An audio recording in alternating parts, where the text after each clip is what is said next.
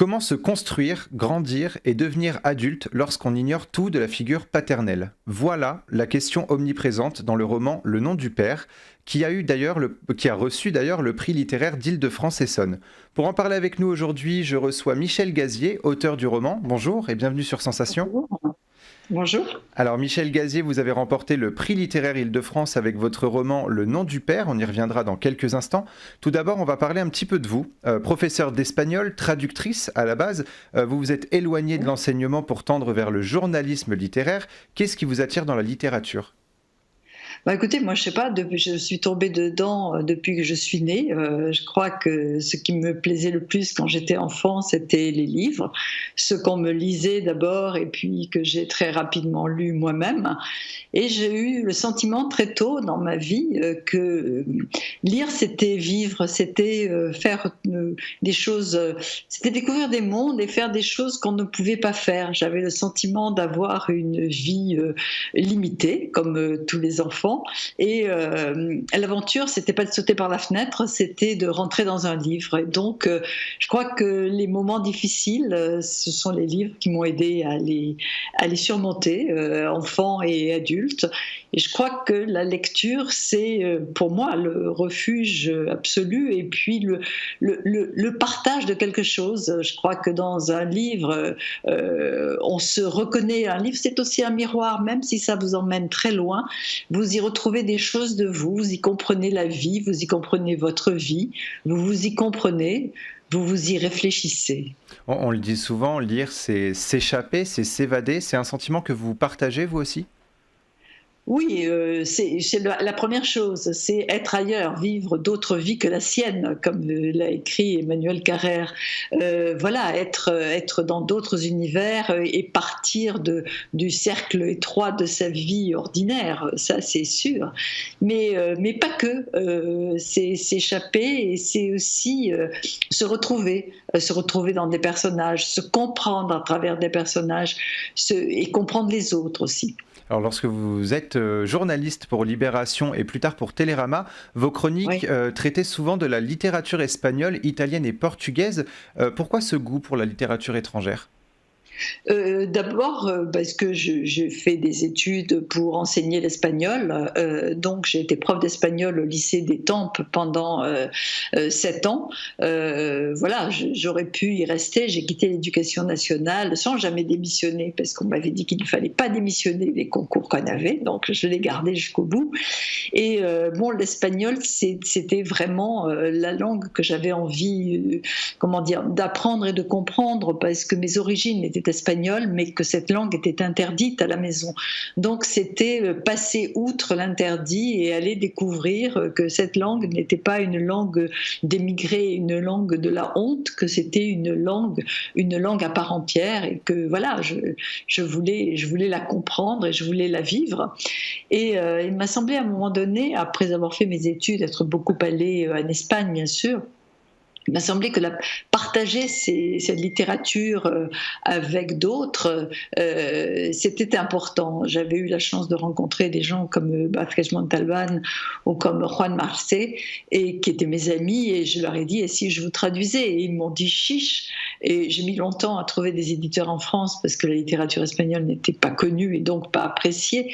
Et disons que j'ai ouvert cette porte-là et que ça a été un très grand bonheur. Je crois que la traduction, ça a été, vous savez ce que sont les bars ou pour la danseuse ou les pompes pour un sportif. J'ai récupéré ma langue parce que le traducteur doit connaître la langue d'arrivée encore mieux que celle de départ. En 1993, vous publiez votre roman Histoire d'une femme sans histoire. D'autres romans vont suivre, une trentaine au total. Le goût de la lecture, La fille ou encore Silencieuse. Et pour vous, lire, c'est apprendre. Je reprends vos propos. Mais qu'est-ce qui vous a donné envie de partager vos histoires ? Écoutez, c'est un peu le hasard parce que je pensais que je ne publierais jamais, que je n'écrirais jamais. Et puis, nous avions monté avec des amis une revue de nouvelles qui s'appelait Nouvelles Nouvelles. Et à un certain moment, la première année, aucun d'entre nous ne publiait. Et puis, à un moment donné, chacun à tour de rôle, nous avons dû publier une nouvelle. Donc, j'ai écrit une nouvelle parce que c'était une commande. Et l'écrivain Jean Vautrin, qui avait lu cette nouvelle, m'avait dit: écoute, tu devrais écrire. Je dis, bon, je sais pas, non, je suis critique littéraire, c'est déjà mon métier, etc. Et il m'a dit que tu vas me promettre une chose, si un jour j'ai une collection quelque part, tu m'écriras un livre. Et j'ai promis en étant sûr qu'il n'aurait jamais de collection. Et je sais pas, 2 ans après, il m'a appelé, il m'a dit, allez, j'ai une collection, donc tu me dois un livre. Et comme je tiens mes promesses, j'ai écrit un recueil de nouvelles qui s'appelait En sortant de l'école. Voilà. Depuis, vous avez fait un petit bout de chemin. En novembre 2018, vous publiez Le nom du père aux éditions Chemin de Fer. Ce livre a reçu le prix littéraire Île-de-France. Il pose la question importante de savoir comment grandir et se construire lorsque la figure paternelle est manquante. C'est un sujet important à traiter. Écoutez, oui, ça m'a semblé un sujet important, pas tant parce qu'on a beaucoup parlé de la nécessité d'un père et d'une mère pour les enfants. Cette nécessité-là qui est clamée dans les manifestations réactionnaires, je n'y adhère pas du tout. Mais en revanche, j'avais autour de moi, et j'ai toujours autour de moi, des personnes qui m'ont raconté cette histoire-là, savoir qu'il y en avait 2 en tout cas, qui m'ont raconté qu'elles ont appris qui était leur père après leur mort, après la mort du père. Et ça m'a complètement bouleversée de savoir que le père était quelqu'un qui apparaissait dans la chronique nécrologique et qu'on connaissait le nom du père dans la chronique nécrologique. C'est une chose qui...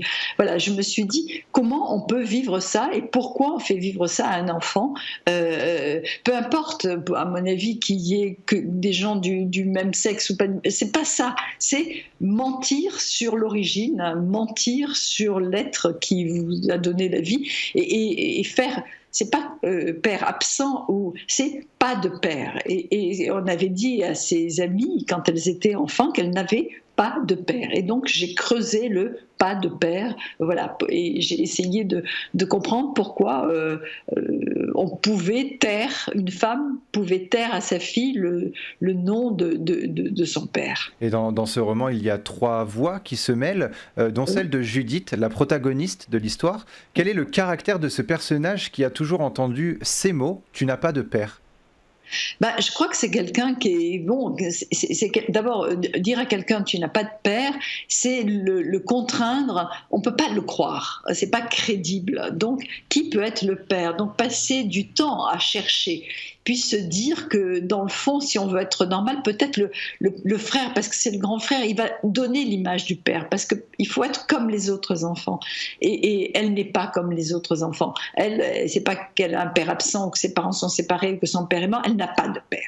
Donc voilà, c'est cette quête du père. Comment se construit-on en l'absence totale? C'est-à-dire que c'est pas un fantôme, c'est pas quelqu'un qu'on vous cache, on vous dit qu'il n'y en a pas. Voilà, c'est comme si c'était la génération spontanée et on ne peut pas naître de génération spontanée. Donc, elle construit sa vie à partir de là, même si elle a une mère aimante et elle a un frère et elle a la chance d'avoir ce frère qui, lui, a un père. Voilà. Donc, moi, j'ai aimé imaginer comment elle pouvait vivre cette absence de paternité, cette absence de père, adossé au père de son frère, finalement. Justement, il y a aussi une construction, du coup, sans la figure paternelle, une construction fragile et bancale qui touche les lecteurs.